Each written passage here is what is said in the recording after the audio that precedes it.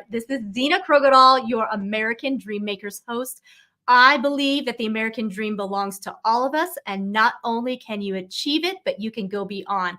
My next guest here absolutely is living the American dream, and he is helping others to live the American dream as well.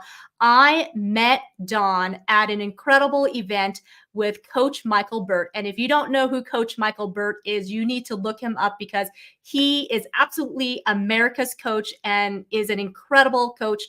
But he had an event out in Tennessee, in Nashville, and in the Nashville area.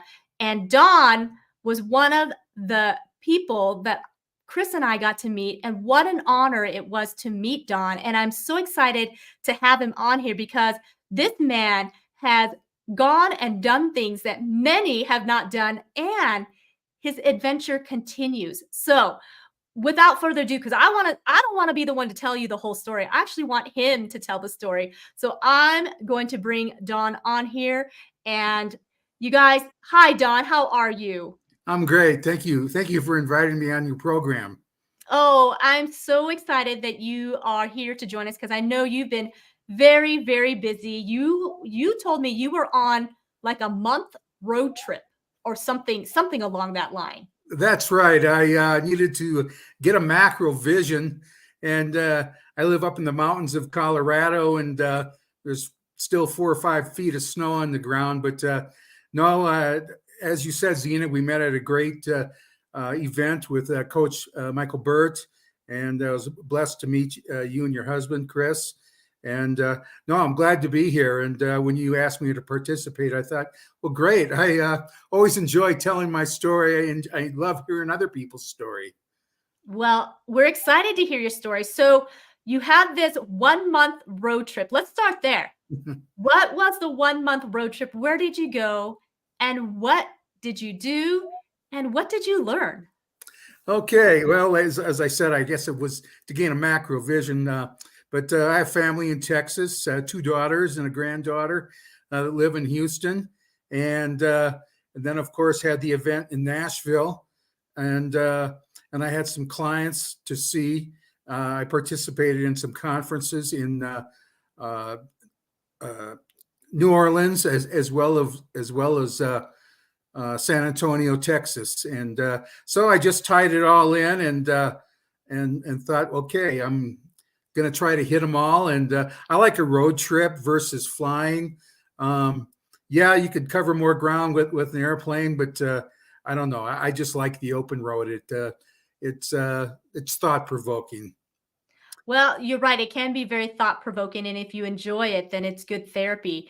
Now, do you tend to do like long stretch driving, like you're talking 12-hour type driving, or do you more short increments? What kind of a road tripper are you?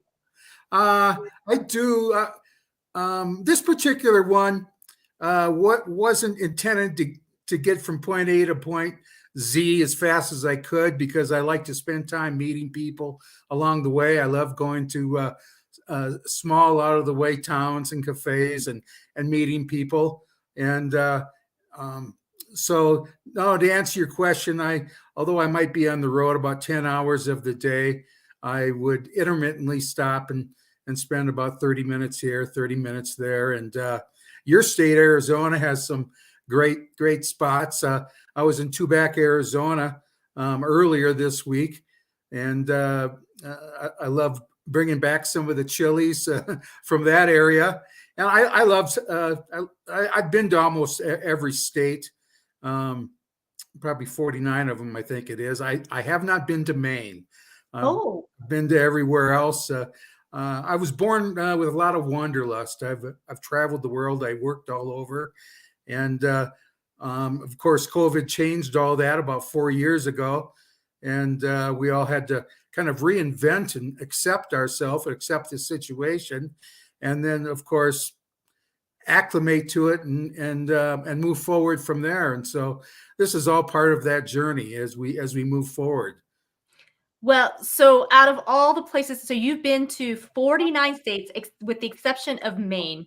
Now, I have been to Maine. Don, you have to go to Maine. And I haven't been all of Maine, but Maine's a pretty big state.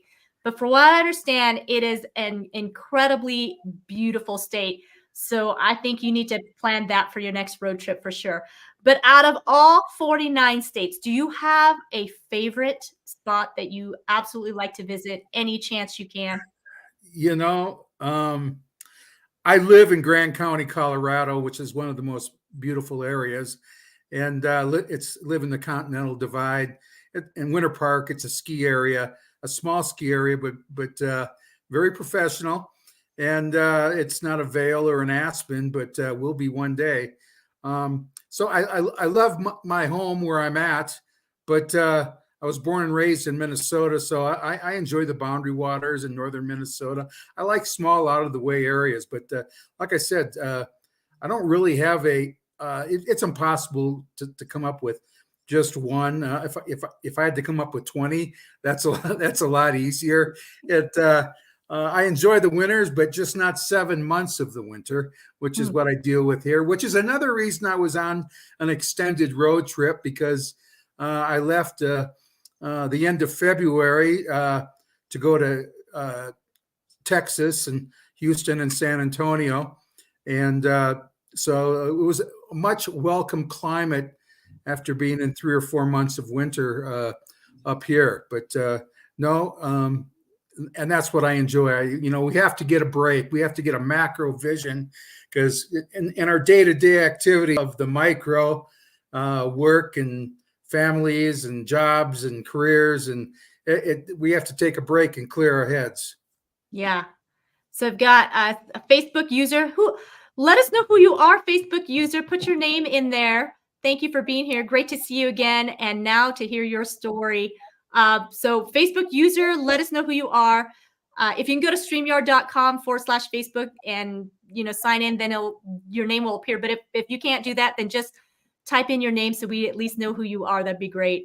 And then we've got, I don't know if it's the same person or somebody different, but many years ago, I canoed and portaged the Boundary Waters, and it was very memorable. Oh, the Boundary Waters, and it was very memorable. I wonder if, it's my husband.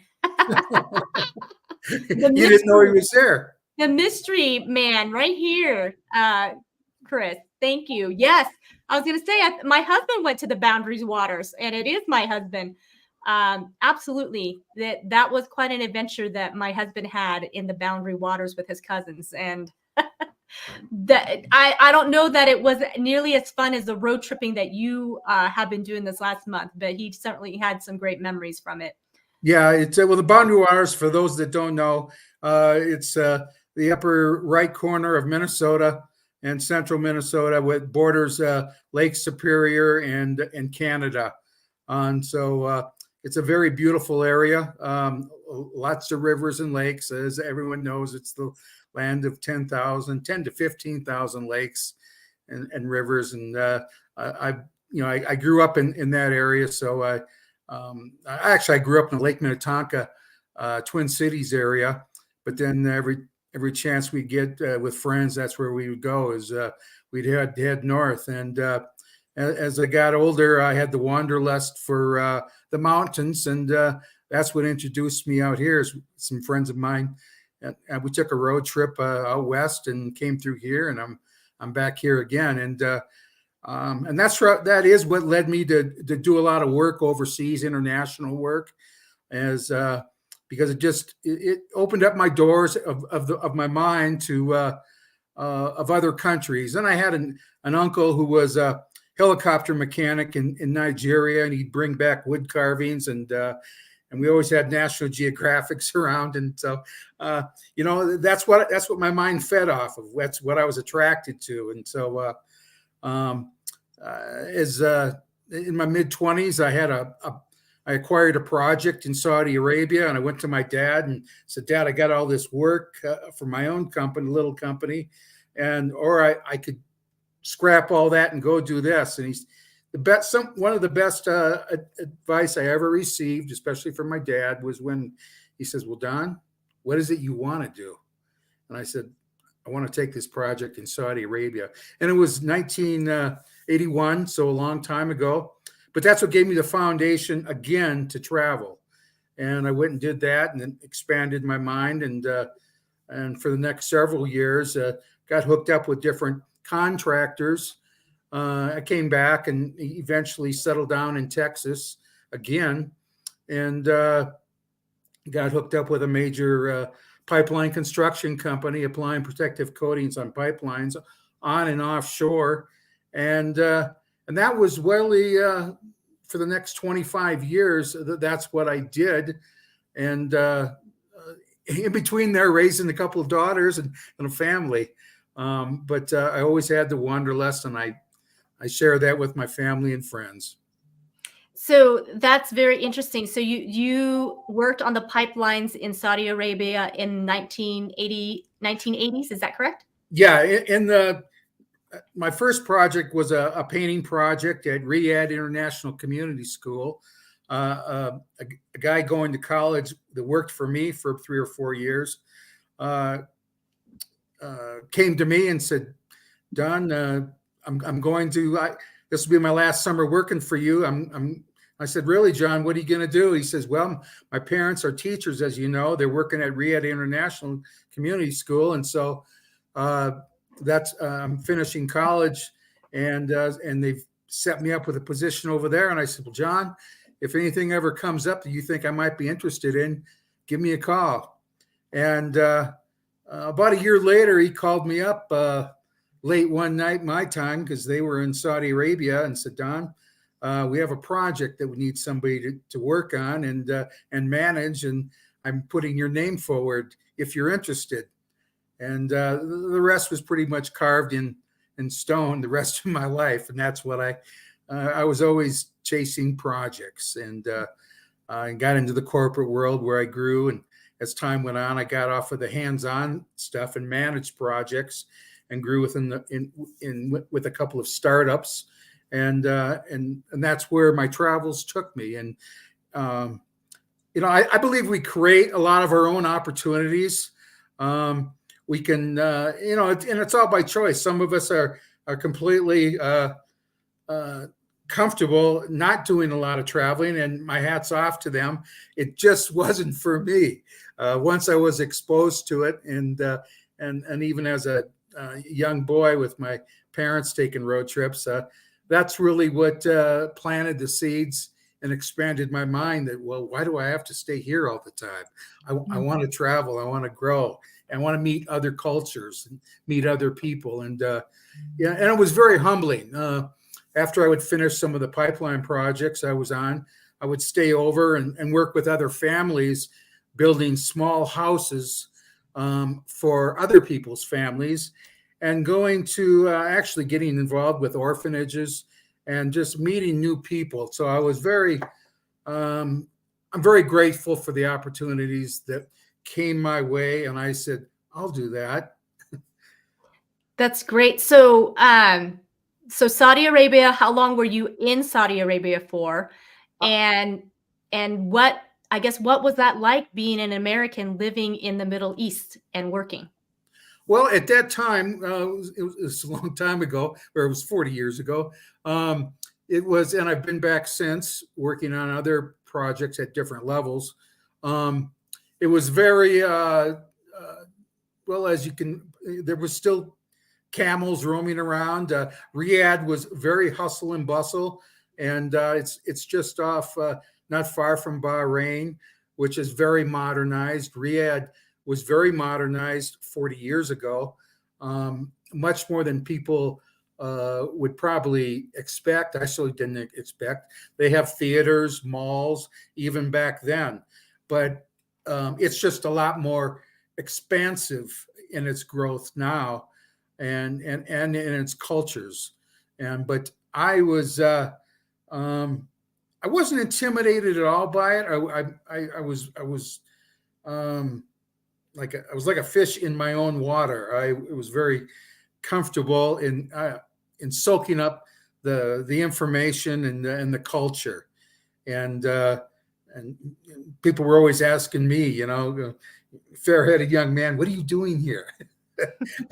I don't know. I have this opportunity, and I wanted to come visit, and that's really how things took off. And other opportunities came up while I was there, and did some of them. But to answer your question, I was there a total of about 6 months, and then came back and to my hometown of Minnesota at that time, and where I was completely bored now, because I wasn't ready to settle.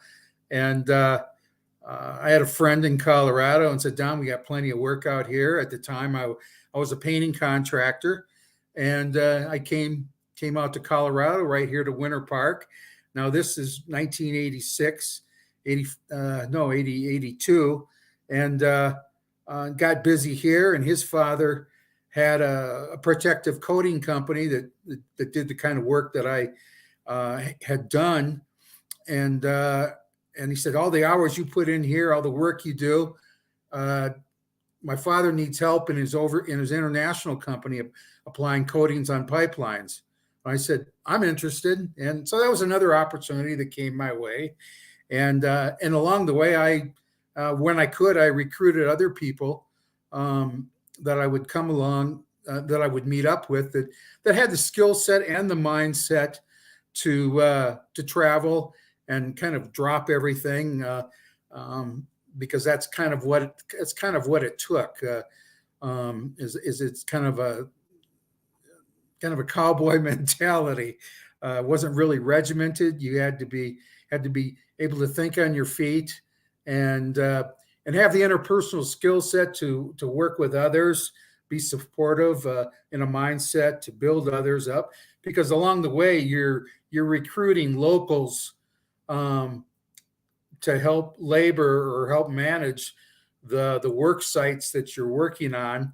And that was very much a blessing. It taught me a lot. And like I said, I was humbled by it. And I grew from there into operations management and vice president of operations, where our company went from about 6 people to a little over 200. And fast forward through about 15 years, and private equity group acquired us, and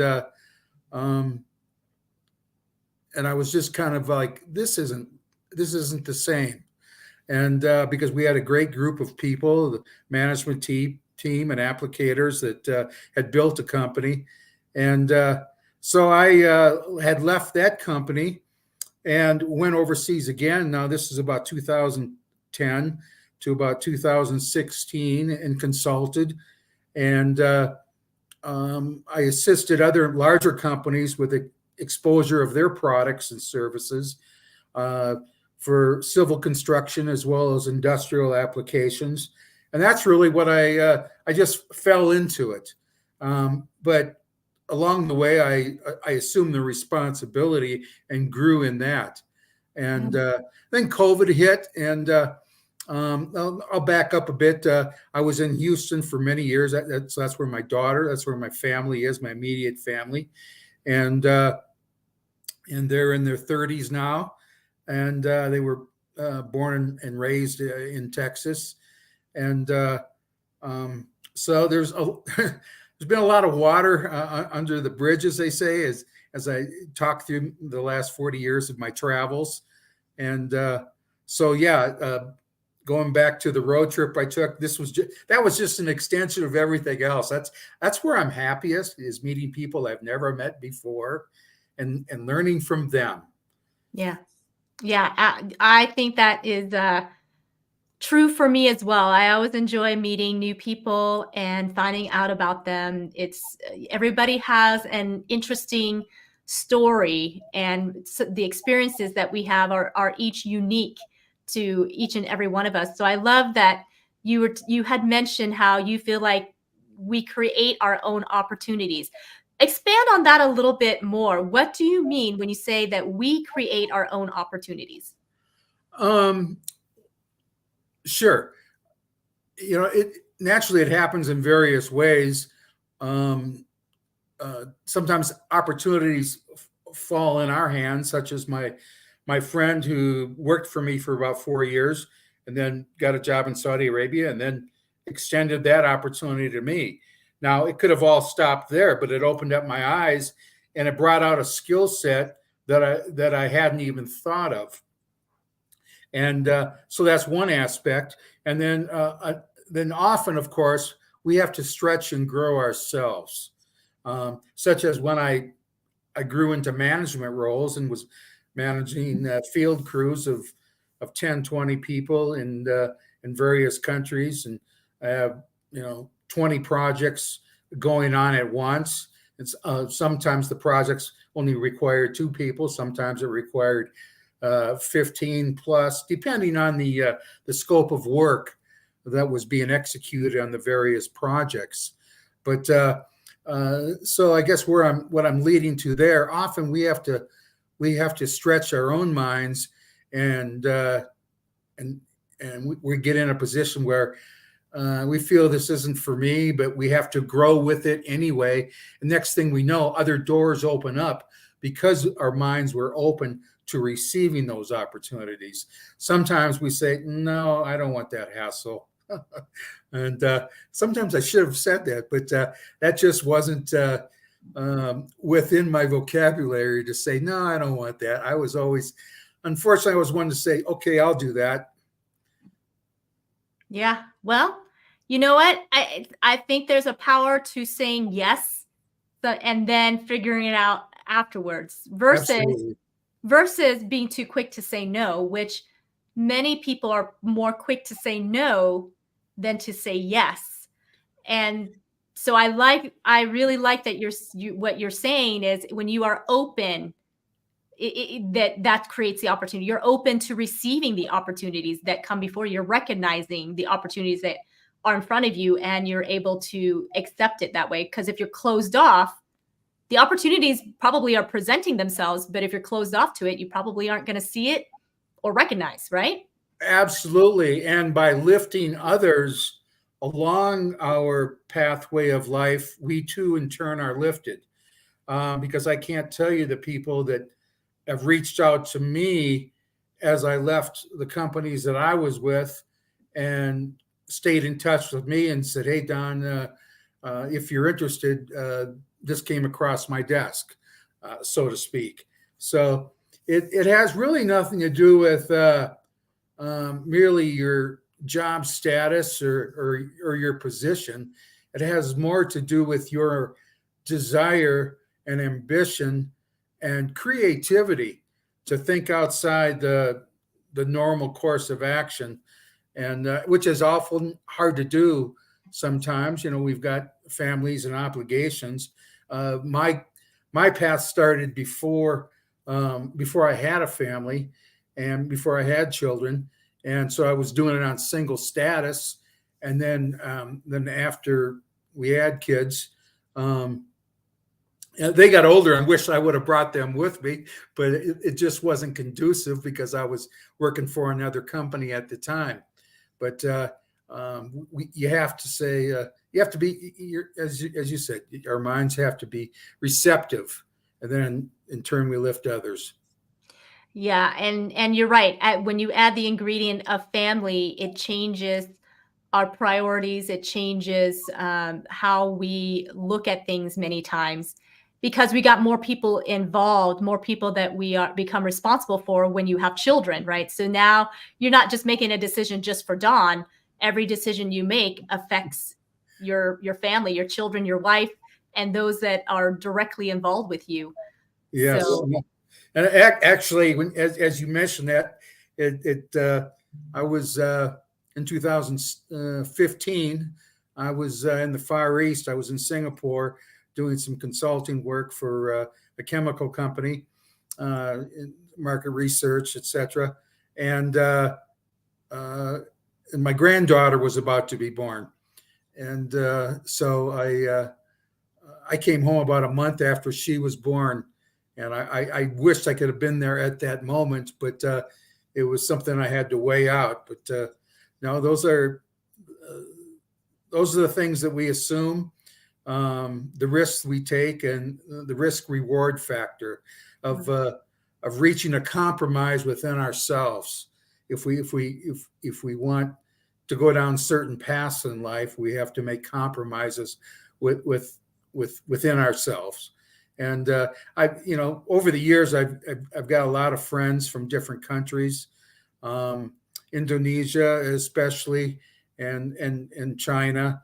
um, as well as the Middle East and in South America, because I did a lot of work in Colombia and in Chile. So I've been, you know, for all for the work I've done without thinking that it was work, much has been received, and I feel like I'm blessed for that.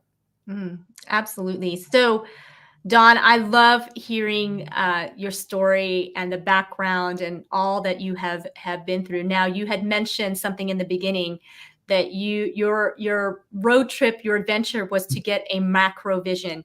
So you must be at a place in your life right now where you're feeling there might be a shift. I'm guessing there's a little shift happening. And we were just at the Package Your Purpose event with Coach Michael Burt. So I am curious, with your road trip and being at that event and the other things that you've experienced, what is your purpose? And I guess, what are you kind of leaning towards as this next season of life is blossoming in front of you? Thank you very much for reminding me of that. But no, I've always been interested in personal development and the growth of others as well as myself. But I've done, like I said, I've done a lot of consultant work and working with other companies, and I would rather I've decided to answer your question. In the last couple of years, I've focused more on the goal of helping individuals and organizations help them reach their goals, helping individuals focus on their unreached potential. Ideas that I wish I would have done that, and it's never too late. As you said, we were just at a conference with Coach Michael Burt, Package Your Purchase. It was phenomenal, eye-opening, thought-provoking, and the reason it was it makes you analyze yourself, get it out of your head, and put it on paper, and then put forth action to execute. And in the last few days, I've been in contact with some of the groups that I've done work for, and asked to work with introduce myself to their individuals and help them reach their personal or their corporate goals. And so that's really what's in my heart. I've turned down some other opportunities that just weren't for me, that I felt would put me in a box. And within about a week, I'd be going, why am I doing this? Where helping others find their potential, look within themselves and get it out of their heads on paper, and then put forth action into the direction that they would like to go. Mm-hmm. And because we all have different aspirations and goals that we would like to achieve.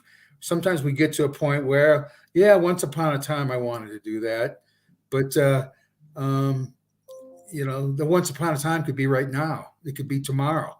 But if we wait too many tomorrows, tomorrow never comes. That's what I learned from personal experience in getting caught up in the corporate world and trying to make ends meet and other objectives.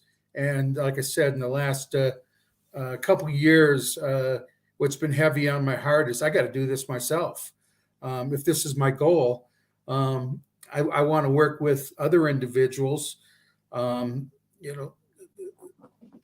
of your guests perhaps that are looking for coaching to help them meet their goals within their organizations or their personal aspirations. That's what I'm looking to do. That's great. And that it is so needed. And I know, there's many coaches out there helping, and some of them have really deep niches, or I should say very, very singular niches as well. But there's so many people out there that are in need. And so I think there's not enough coaches for what is, for the need that is out there. So even though it seems like there's a lot of coaches, I still think there's an audience out there that there's just not enough. There's just not enough.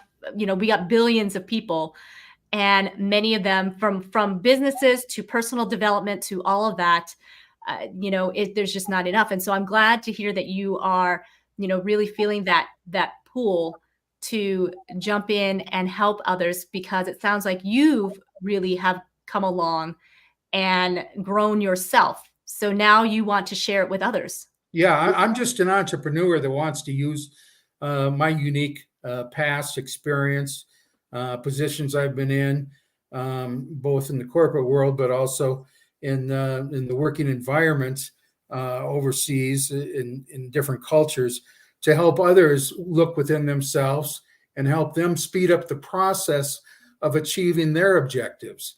You and I met through a coach. We didn't know each other before, but we both had the aspiration and desire for personal development and growth, because we realized, without a coach, somebody neutral that doesn't even know you, say, what's really on your mind? What's really on your heart? Where is it you would like to be? And that's what a coach does. It helps you in a kind of I'd say a neutral way, where you just feel comfortable just pouring out your heart and moving forward with some objectives that perhaps have some dust on them. Yeah. And as you go into the world of hiring a coach or getting mentorship, that sort of thing, and as an entrepreneur, that mindset is very different, because I will tell you that I did not grow up with an entrepreneurial mind. My parents were immigrants and worked 9 to 5. My dad worked hard and made a very nice living by what he did. However, did not have that business mindset. So I didn't grow up with it. So I actually had more of the scarcity mindset, because we were on survival mode for all those years that we had to start over from ground zero in another country, learning another language, learning another culture, all of those things. And it wasn't until probably the last few years that my husband and I realized that if we wanted to do what God had purposed in our hearts to really accomplish the mission that he had been giving us, then we needed to do something different than what we had been doing, because we were not getting where we thought we were supposed to be. And so change the mindset of, well, instead of thinking, what's it going to cost me? What's it going to gain me? If we did choose to hire a coach, if we choose to go to this business conference, instead of looking at the cost, do we have that money to spend there? Because you can almost think that it's frivolous, but really it's an investment. And I have to tell you, there have been no regrets since we have made the decision to invest, because it makes all the difference in the world of how you show up, just like you were saying, Don. So what has your experience been? Have you always had coaches in your life? Intermittently, I've always reached out. I was introduced to, or I should say, I came across Coach Michael Burt about a year ago. And here's what I've learned, because I've listened to a lot of and been a subscriber to personal development since my late teens, whether it was Zig Ziglar or Og Mandino, Tony Robbins, the list goes on and on. But like what we often look for, what we're searching for is chemistry, somebody who we can relate to and pulls out of us what we didn't know was there, and creates action out of what was inside us. And so although the answer is no, I was not always plugged into a coach. I was almost always plugged into personal development programs. And while, yes, they get covered with dust for a while, even in this age of everything's digital, we can just download whoever it is we want to listen to. But even then, if we get away from it too long, we recognized patterns that we're really not happy with, and that's what led me to my road trip. And is that I knew I had this conference to go to. I knew I wanted to see my family in Texas, and one of the conferences that I was going to assist a corporation with was in San Antonio. Another one was in New Orleans, working in booths, marketing their products and services for oil field coatings. I thought, that's a path I can take. And Coach Burt, Michael Burt's staff got a hold of me and reminded me that, Don, it's this week, right? Or give me, yep. And so it was a very conscious objective, and but along the way, I'm the kind of person that just wants to put time to use, and so if I'm going to go to the point from point A, here's where I am, and I want to get to point B. What do I need to do to get there? Mm-hmm. And that's what a coach does. They get the chemistry within yourself going, but it takes the chemistry between you and that coach, no matter who he or she may be, to pull out of you, to open up, to cover up the cobwebs, years of maybe discouragement, and not reaching our potential, not pursuing our potential, and to remind ourselves, I can still get to point B. Mm-hmm. And so, that's what that's my objective, is to really help others achieve their, find out what's within them. Again, use my background as an entrepreneur to think outside the box to help them do the same. Yeah. Well, I do believe that, God had intended all of us to be here, and we were destined for greatness. I mean, he says that he came so that we could have life and life abundantly, and we were destined for greatness. But many times we get stuck and we don't think that we have been destined for greatness, that we were created to live in a purpose so that we can bring him glory and his namesake and all those things. And so we live so stuck that, all these years can go pass by, and you can sit and say, gosh, I shoulda, woulda, coulda. And I love that you want to go out and help people bring out that potential, bring out that, reminding them that you were created for a purpose, and your life has a purpose in it that is going to impact others. And so live in that purpose, so that because that's really how we're going to change the world. Everybody wants world peace and change the world, but nobody wants to start with themselves. What I'm saying? Well, through everything that I've done, and I had to, in the corporate world, I had to coach our field personnel on the aspects of what they needed to achieve for our company in the field. And it's not that simple. They've got families, they've got lives. So I really found myself in very interpersonal conversations, helping them overcome some of their life struggles. And that was really that, and working with overseas nationals. That was really the favorite part of what I did. Putting reports together and chasing projects. I love the sales and managing operations, but it's the people in the end that get the job done. So I enjoy working with the people to help develop themselves, so they're not just working for another corporation all their career. If they so desire to be an entrepreneur, I want to help them obtain and reach those objectives. Yeah, that's great. Don, I love that you have been living the American dream. You got to have the job that took you to places and see new sights and meet people of all over the world. And now you're just, I feel like you're just getting started. Like this life of yours is just beginning. This is very exciting to see and watch you go into this. So I'm excited. What would you like to leave for those that are in a place in their life where they're at that crossroad too. They know that there's something more, that, okay, I've been doing this for quite some time now and it's been great, but I know there's something different and there's something more that I need to do. But maybe they're in a place where they're like, but maybe I'm too old to do this. Well, I'm supposed to be retiring, because we have these set ages, right? But maybe I've missed the boat or I've missed the opportunity. What would you tell them, Don? Well, first of all, I'd say I'm 68 and my mother is 92.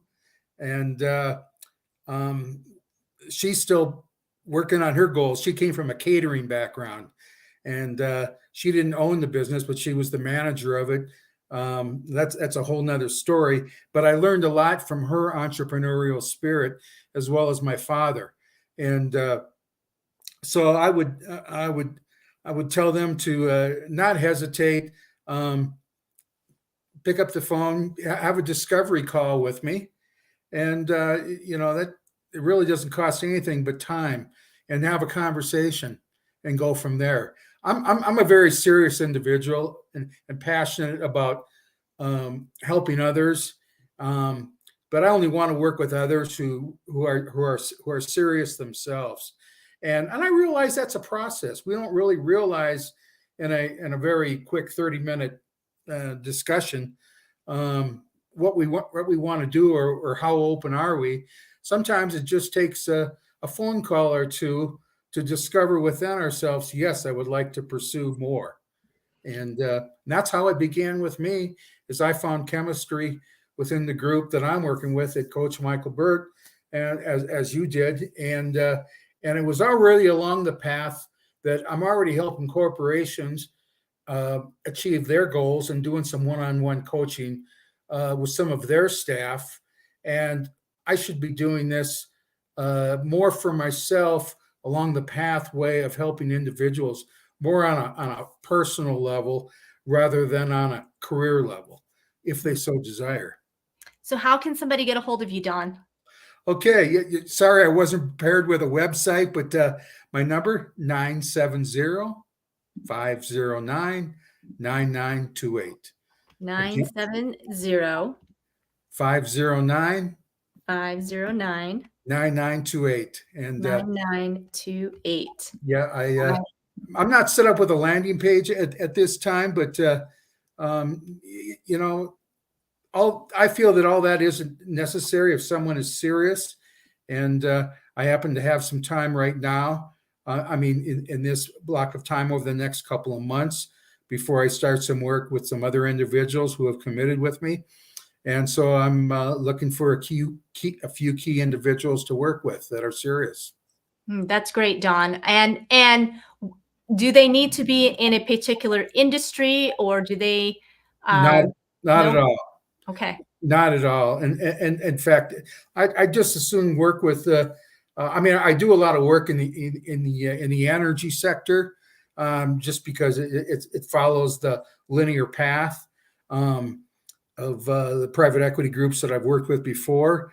But I also work with people outside that background that are in the accountant background and other backgrounds, service industries, whether it's home improvement, anybody that's looking to actually think outside the box and apply their goals, pursue their dreams, pursue the American dream, or whatever dream it is that they would like to get out of them and put forth action. Awesome. All right, guys. So if you want to get a hold of Don, or even just have a conversation with Don, I think he's a friendly guy. So you want to know about his adventures that he's had recently, give him a holler, 970-509-9928. It's right up here. And text him, call him, get a hold of him. And he's a good guy to have in your circle, your sphere of influence, in your corner, whatever it is you need. He's a great guy. Don, I'm so glad that we met. I'm so glad that God put us on the path to have crossed. And now we're friends for life. You can't get rid of me now. So well, thank you, Zena. It was a pleasure and a blessing to have met you and your husband. And no, our ambitions are in line, and really that's what it's like uh, when you're working with others and helping them achieve their dreams and goals. You're really connected to a group of people who are like-minded, and Yeah. that's really what I prefer.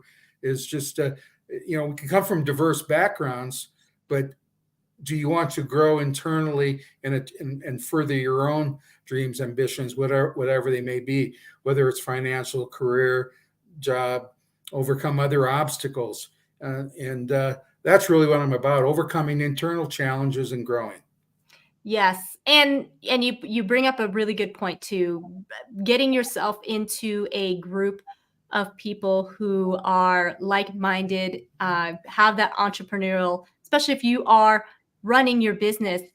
Uh, People who don't run a business or have not gone there, they don't quite understand what it takes to really do a business. In fact, most people who have jobs, who actually are employed by other people, will find you kind of crazy when you're an entrepreneur and you're making moves. Like sometimes they're really scary moves, because as an entrepreneur, you have to be willing to bet it all. When you believe in something so deep, you believe in the mission and the purpose so deep, you're willing to give up everything for it, because it truly is a mission. It's not just a purpose, it truly is embedded in you.